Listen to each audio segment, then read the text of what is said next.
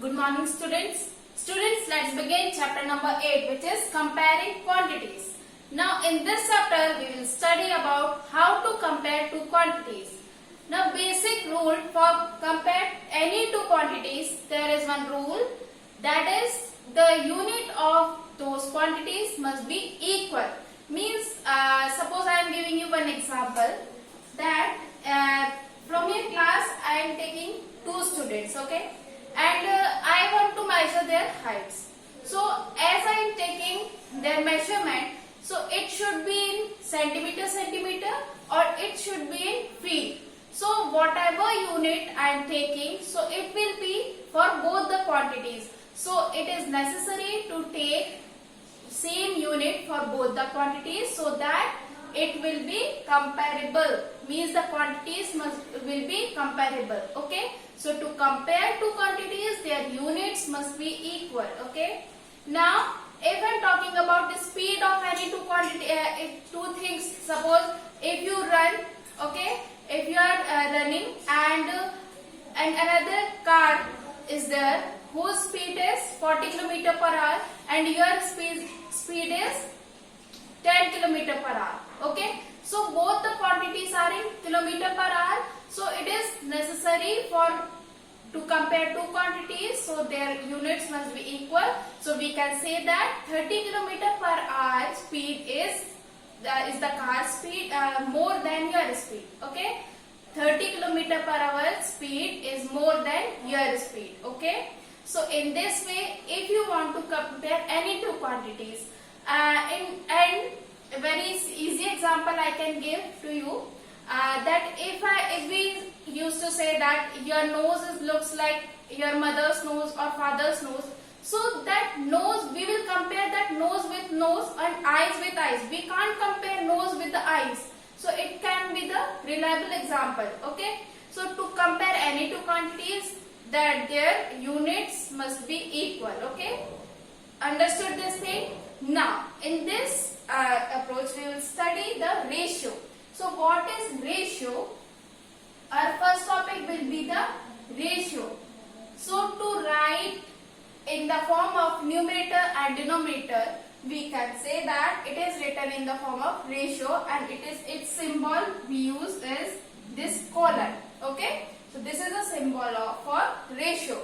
Now if in your class there are 15 girls and 10 boys. So I am asking you that what is the ratio of girls to the boys in your class? So it will be 15 by 10, means 15 ratio 10. 15 by 25, because the total number of students will be 25 and 15 by 25. So this will be the fraction and this will be the ratio of girls to boys. Understood? So I am asking you that what is the ratio of boys to girls? It will be 10 ratio 15. But the ratio of boys to girls will be 10 ratio 50. Understood? So in this way we can write ratio. Okay. So as one quantity will get increased, so another will automatically increase. Okay. So this is the concept of ratio. Okay. Later on we will discuss more about the ratio, but now you have to understood this thing that the symbol of ratio is this colon, and if any quantity I am asking you what is the ratio of girls to boys, so it will be 15 to 10, and the ratio of boys to girls will be 10 to 50. So in this way you can write. Now next topic is proportion. So what is proportion? If two ratios are equal, so that is written in the form of proportion. Now in ratios, as you can observe that, as I have written 15 ratio 10. So there are two quantities used. Okay. And if two ratios are equal, means 4.5 ratio 3.0. This will be the one ratio. This is another example. 4.5 and ratio 3.0. So this ratio we can written as in the form of numerator and denominator. 4.5 divided by 3.0. This ratio can be written in the form of numerator and denominator. So 4.5 by 3.0. Okay. Now 45 by 10 whole divided by 30. Okay. Whole divided by 3 only. Now this can be written as 45 by 10. Here 3. Okay. Now 3 ones are 3 fives are 5 threes are 5 twos are. Okay. So its answer will be 3:2. So in this way, this quantity will be equal to 3:2. Means this ratio will, its equivalent fraction will be 3:2. And in place of this equal sign, we can also use this 4 dots. This 4 dots. So it is nothing but we call it as proportion. Proportion. Means after solving this ratio, its simplified form will be 3:2. Okay. Means we got the 3/2 as our answer, and we can write it as 3:2. Understood? Now this 3:2 will be the equivalent fraction of 4.5:3.0, because after simplifying this ratio we got this 3:2. Okay.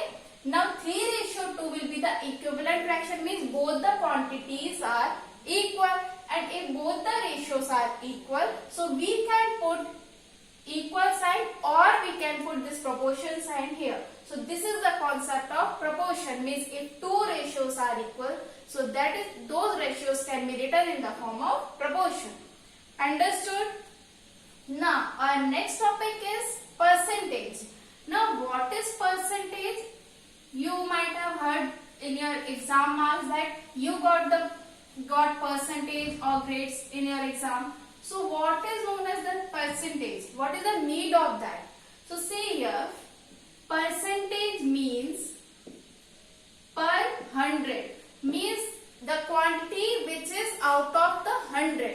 Suppose in your class there are 25 students. There are total 25 students in your class. Okay. Now there are only 10 girls. Okay, and 15 boys. Now if I am asking you that what is the percentage of girls in your class?